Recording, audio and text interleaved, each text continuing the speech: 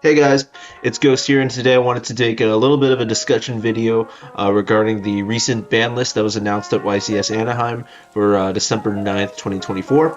Now, I was going to originally just do like a reaction video to it, but I didn't really feel like being inauthentic. I don't know. I have a tendency to just have like a blank stare when it comes to things. I'm just like, okay. So one, I don't really think my reaction will be that entertaining for you guys, and two, I think if I just pretended to react like all the other YouTubers, like that, to these ban lists, I feel like you guys would sense that I am being fake about it. So yeah. Anyways, back to this. I wanted to talk about the ban list in regards to how it affects Phantom Knights in the upcoming format. Are we in a better position? Are we in a worse position in the upcoming format for the regionals in January of 2025? And if you have any regionals before the end of December, I don't know why they would be regional during the holiday season, but if there is for you, good luck. So now this is a very base understanding of how Ryziel and Malice works. Unlike Snake Eyes, I didn't really get a chance to play it that much, but I have played it a few times at locals and on ranked duels, and this is just my own opinion and general knowledge of Phantom Knights, so, take it as you will. These are just my general thoughts on it. If you disagree for any reason, go on ahead, I don't mind. So first things first, we got Gimmick Puppet Nightmare, Jowgen, and Original Simple Spoils. Now, in my personal opinion, Branded was my worst matchup. When I played Phantom Knights, I had the most issue playing any Branded Despia decks. Even if they weren't trying to Gimmick Puppet lock me, I just really had a really hard time dealing with Mirror Jade, if I'm being honest with you. It was hard for me to push through it. I have a habit for when I play Yu-Gi-Oh! That I keep overthinking things, and maybe it's just the way I play, but the way I think of it is I'm always trying to outgrind my opponent, and that's how I've won most of my matches at both regionals and locals. I don't really tend to go for a game, so if Mirror Jade's gonna wipe my board, kind of sucks. And then you get Gimmick Puppet locked. I don't think this is going to solve the issue with Branded, but I think Branded in general, it's not really seeing that much representation with Branded Fusion at 1. I think that hit was unnecessary. Original Sinful Spoils, I don't think, I could be wrong about this, I don't think we'd have to deal with Azamina as much, though I don't really know our match about that as well, but I don't think we have to deal with that. I didn't really mind our Snake Eyes or Rescue Ace matchup for that matter, or Fire King matchup. I never really had any problems with those decks personally. I don't think we had a very favorable matchup against them, but I don't think we had a game-ending matchup against them either. I think it was just kind of 50-50 and you just had to be the better pilot. But again, that's just my opinion. I don't think this affects us too much.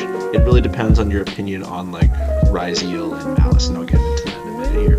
And here, for the limited section, another thing that I've been told before, though, funny enough, I get told this all the time by other Phantom Knights players, we apparently have a bad matchup against Yubel, which is interesting, because I never really lost to Yubel in any of my matches, but I also want you guys to keep in mind, I've only played Yubel at the local level. I've never actually played on the top tables at regionals or YCSs, so I could be completely wrong with this. I didn't really mind Yubel that much, but I do think limiting Phantom of Yubel is probably the better way to go. I don't think that card should, I don't think they should just have free access to negate at any point. I don't personally run hand traps, but I do agree with them limiting it. At least in my experience, I don't really mind the Yubel matchup that much. It doesn't feel like a game ender for me, but I understand a lot of Phantom Knight players do not like the Yubel matchup. Tell me what you guys think of that matchup in the comment section below.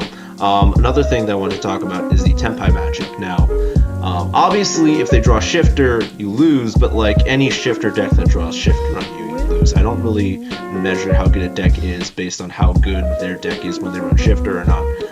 I personally have never actually lost to Tenpai before, and I'm saying this from both the regional and the local and the YCS level. I've never actually lost to Tenpai in any capacity for Phantom Knights. I personally think, at least the way I run the deck, it was my best matchup. Fog Blade gets around it, you you could stop their battle phase effects. Phantom Knights just inherently can run through hand traps, and the versions of Tempai that I was playing were the hand trap variants. Maybe the board breaker variant is a bit better, but I never really had a problem with it that much. I was low key. People are gonna hate me for this. I was low key hoping that it would stick around for the next format, but it's whatever. I mean, it's not going to be the end of the world for me, but yeah, Tempai is dead. Now, this is something that I also wanted to discuss as well, and I'll get to Ryziel and Malice in a minute. But Labyrinth and Kashtira have been talks for the next tier 1, maybe high tier 2 decks in the upcoming format, and those are also my best matchups. I think in the San Diego regional, I dueled Labyrinth like 6 times, and I never lost to it once. So at least, again, the way I play Phantom Knights, I don't think we're going to be losing to those 2 decks anytime soon. Maybe the Fiendsmith engine will have a bit of a factor. I know it's mainly Fiendsmith Kashtira that we have to worry about, but I think those 2 decks would be very beneficial to us facing in the upcoming format. Now, before I get into it here, semi-limited section, we obviously have Danger Jackalope and Danger Sukunokusho back. Really great extenders. Free level summons can help you dig through the deck. If you want to incorporate that, I highly recommend it. Though, if you're only going to run 2 of them, just run 2 of the Snake. Just run 2 Sukunocho. I don't really like Jackalope all that much, because, like, if you discard Jackalope, it can get ashed and it kind of feels bad. No, your opponent's not going to ash it, but, like, Sukunocho is just a little less riskier. You're guaranteed a body by discarding Sukunocho regardless of what you're gambling, versus Jackalope, it's a bit riskier. So if you're going to run 2, run Sukunocho, or if you want to run 4 extenders, run 2 Sukunocho, 2 Jackalope. Again, it's up to you. Or, you know, you could run Cyberjar as level 3. If you guys want to run Cyberjar, I am not going to judge you in any way, but I will probably, like, okay, if you run Cyberjar, I'm not going to judge you publicly, but I will judge you privately. If you run Cyberjar on your deck profile. But, you know, maybe you'll top them for me. Who knows? And then also, Dino Wrestler Pankratops. I love this card. I absolutely love Dino Wrestler Pankratops. It's a 2-for-1 trade. I don't know how it's going to be next format, but yeah. But another thing that I wanted to discuss is Rescue Ace might come back into the format. I know they lost a lot of starters, but a lot of people are talking about it. I always had a pretty decent matchup against Rescue Ace. I didn't really lose to it that hard. I had a pretty decent time with it in my regional tourneys that I was entering, both on remote and in person. Now, the last thing I wanted to discuss before I end off this video is in regards to Malice and Ryziel. Now, those 2 decks are really strong. I faced one of my friends, his name was Ethan, against his Malice deck at Locals the other night, and I just got swept really, really hard. But that doesn't bother me. It's a really good, really strong combo deck, and once it gets the ball rolling, it can easily push through hand traps, and it can easily push through your board, and it can run Shifter. I think that would probably be our hardest matchup. Now, when it comes to Ryziel, it's really just been 50-50 for me.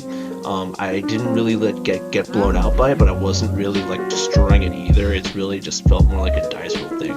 But something that I wanted to discuss when it came to Ryziel was that with this, that means D-Barrier is going back into the format. Now, some Phantom Knight players are just like, Ghost, wouldn't that be bad for us? Aren't we an Xyz deck? I think modern day Phantom Knights, you know, even if you are using the Horus package or the Fiendsmith package, I think you can get away with not playing your Xyz monsters if you were under D-Barrier. I say this confidently, and this is a true story that happened to me when I was at the San Diego Regional. I was facing off against a Labyrinth opponent, and I was under both.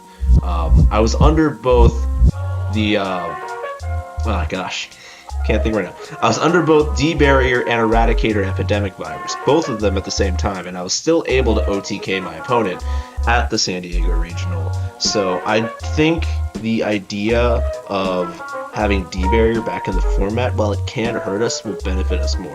So in short, where does PK stand?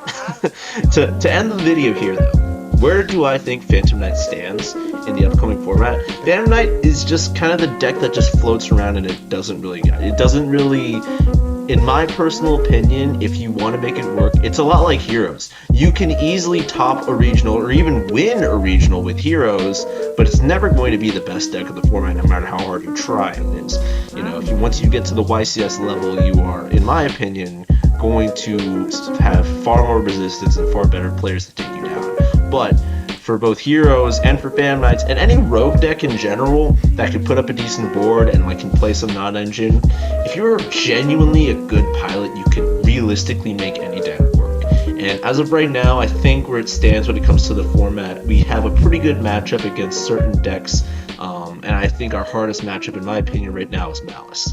But again, take it with a grain of salt. The format's just starting. I'm still getting back into the game. This is just from my own personal experience, my own discussion with people at locals.